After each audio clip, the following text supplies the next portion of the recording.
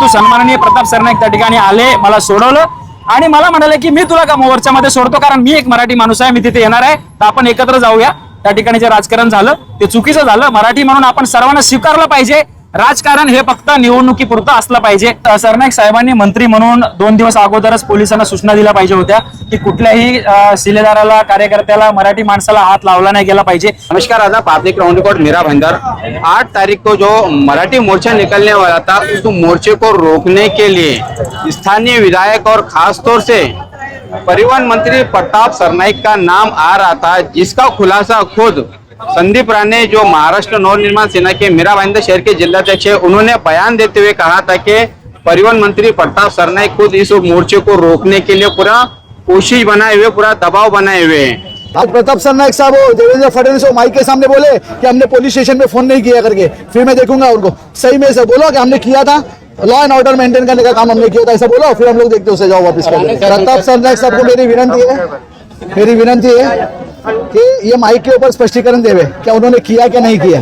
अगर किया रहेगा तो उसका दिलगिरी व्यक्त करे, और नहीं किया रहेगा तो उसको वो स्पष्टीकरण देवे कि उन्होंने नहीं किया। हमारे साथ में मीरा भाईंदर शहर के मराठी एकीकरण समिति के महाराष्ट्र के प्रदेश अध्यक्ष गोवर्धन देशमुख है, जिन्हें देखा गया था कि मोर्चे वाले दिन जो पुलिस थाने में थे और उन्हें परिवहन मंत्री प्रताप सरनाईक ने अपने साथ गाड़ी में बैठाकर उस स्टेशन के पास में लेके गए थे। हम उनसे कुछ सवालों के जवाब जानना चाहेंगे। साहेब, सर्वात पहिले तुम्ही मला एक सांगा का संदीप राणे यांनी माईकवर आणि मीडिया समोर हे सांगितलं होतं का तो मोर्चा जो होता त्याला दाबण्यासाठी परिवहन मंत्री प्रताप सरनाईक यांचा पोलिसांवर खूप दबाव होता, तर त्यांच्यासोबत तुम्ही कसे काय आले पोलीस स्टेशनवरून? आमचा जो मोर्चा होता हा मराठी मोर्चा होता, तर तुम्ही जर पाहिला असेल त्या मोर्चामध्ये कुठलाही झेंडा नव्हता, कुठल्याही पक्षाचं बॅनर नव्हतं, कुठल्याही गळ्यामध्ये कोणाची मफलर नव्हती. आणि गेल्या 8 दिवस आम्ही त्या मोर्चाची तयारी करत होतो आणि त्या मोर्चामध्ये दोन्ही स्थानिक आमदारांना देखील बोलवण्याचं ठरलं होतं. त्यामुळे आम्ही आमदारांना देखील आमंत्रण दिलं होतं की प्रताप सरनाईक हे 146 मतदारसंघाचे आमदार आहेत आणि नरेंद्र मेहता हे 145 मतदारसंघाचे आमदार आहेत. परंतु दुर्दैवाने नरेंद्र मेहता हे 145 मतदारसंघाचे आमदार नसून एका विशिष्ट समाजाचे आमदार आहेत हे आम्हाला नंतर कळालं, कारण ते त्या ठिकाणी आले नाही. आणि सुदैवाने जे आमचे 146 आमदार आहेत ते मोर्चामध्ये आले मराठी म्हणून, कारण त्यांना आम्ही आमंत्रण दिलं होतं. त्याला त्या ठिकाणी राजकीय वळण लागलं. आम्ही त्याबद्दल दिलगिरी व्यक्त केली आणि सन्माननीय नेते मनसेचे अविनाश जाधव यांनी देखील दिलगिरी व्यक्त केली की कोणी आपल्या मराठीच्या मोर्चामध्ये मराठी म्हणून जर आलं तर त्याला त्या ठिकाणून पाठवलं नव्हतं पाहिजे होतं, कारण आपण सर्वांना आमंत्रित केलं होतं. आज जो मराठी साठी भांडेल तो आमचा, असं आपली भूमिका आहे आणि आम्हाला राजकारणाशी घेणं देणं नाहीये. त्या ज्या ठिकाणी कुठल्याही राजकीय पक्षाच्या 1-2 माणसाने काही केलं असेल तर त्याबद्दल आम्ही दिलगिरी व्यक्त केलेली आहे. परंतु हा जो मोर्चा होता हा मराठी एकजुटीचा मोर्चा होता, म्हणून तुम्हाला 60-70 हजार लोक रस्त्यावरती दिसले आणि तो मोर्चा यशस्वी झालेला आहे. मराठी माणसाची एकजूट दिसलेली आहे.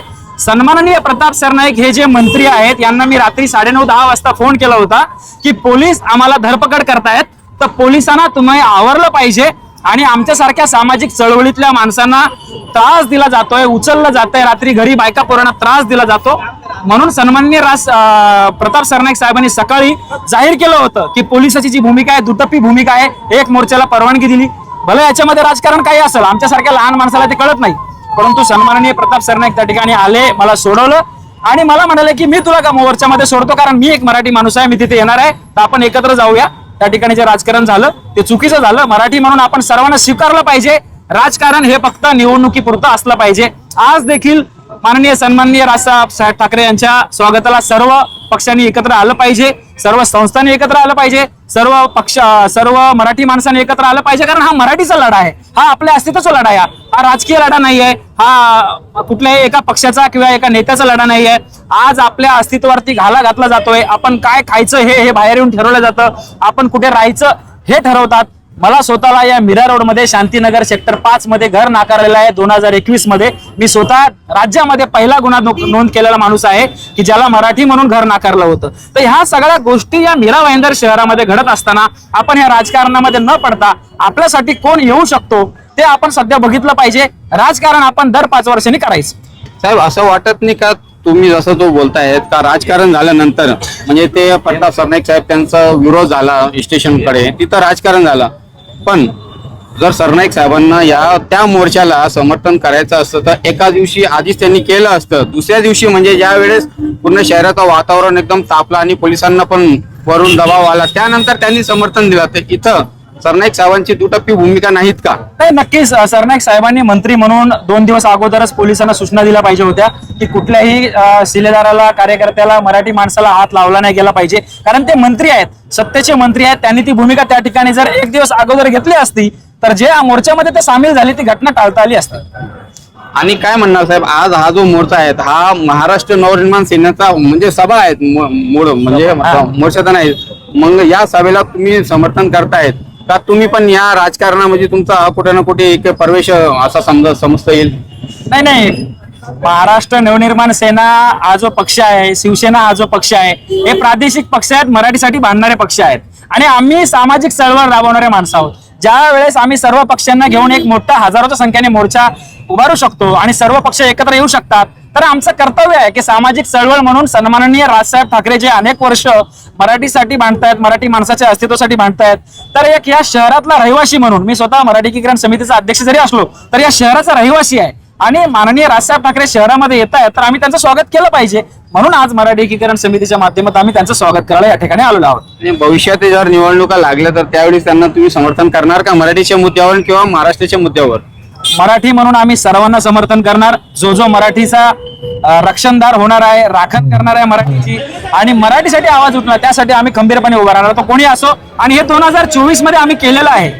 2024 मध्ये आमची भूमिका होती की फक्त मराठी माणसालाच मतदान व्हावं आणि आम्ही ज्या ज्या ठिकाणी परप्रांतीय उमेदवार उभे होते त्याच्या विरोधात जे मराठी उमेदवार होते तिथे जाऊन आम्ही पाठिंबा प्रत्यक्ष दिलेला आहे आणि सभा देखील घेतलेल्या आहेत. धन्यवाद सर आमच्याशी बोलल्याबद्दल. ते महाराष्ट्र मराठी एकीकरण समिति के प्रदेश अध्यक्ष गोवर्धन देशमुख जिन्होंने साफ अलगाव किया है कि अगर मंत्री प्रताप सरनाईक को समर्थन करना था तो 1 दिन पहले ही वो करते तो साफ हो जाता और उस मोर्चे को नहीं मिलती और ना ही पुलिस उस मोर्चे को परमिशन देने से इनकार करती. कैमरामैन ऑन रिकॉर्ड मेरा भाईंदर, धन्यवाद.